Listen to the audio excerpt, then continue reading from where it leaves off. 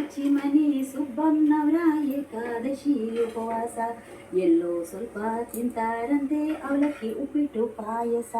ಆಚಿಮನೆ ಸುಬ್ಬಮ್ಮನವರ ಏಕಾದಶಿ ಉಪವಾಸ. ಎಲ್ಲೋ ಸ್ವಲ್ಪ ತಿಂತಾರಂತೆ ಅವಲಕ್ಕಿ ಉಪ್ಪಿಟ್ಟು ಪಾಯಸ. ವಾಯ್, ನಮ್ಮನೆ ಇವತ್ತು ಆಷಾಢಿ ಹಬ್ಬವೇ.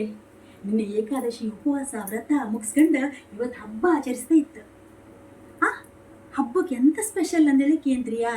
ಒಂದ ಎರಡ ಬನ್ನಿ ತೋರಿಸ್ತೆ. ಕಣಿ ಅನ್ನಕ್ಕೆ ಕಲ್ಸುತ್ತೆ ಜೀವೆಲ್ಸಿನಕಾಯಿ ಮತ್ತು ಕಡ್ಲಿ ಹಾಕಿ ಸಾರು. ಅದ್ರ ಜೊತೆಗೆ ಜೀವೆಲ್ಸಿನಕಾಯಿ ಪೋಡಿ ಒಳ್ಳೆ ಮಸಾಲ ಹಾಕಿ ಕ್ರಿಸ್ಪಿಯಾಗಿ ಹೊರದಿದೆ.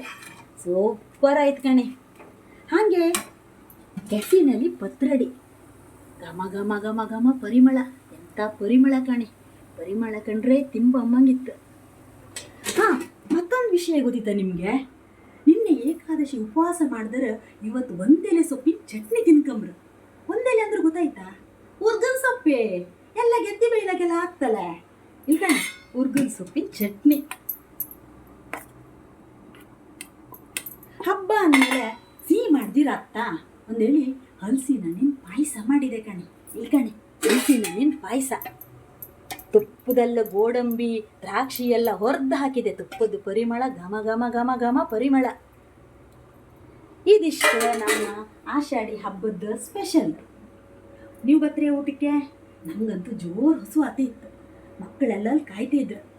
ಊಟ ಮಾಡುವ ಬನ್ನಿ. ಹಾಗಿದ್ರೆ ಬಾಯ್.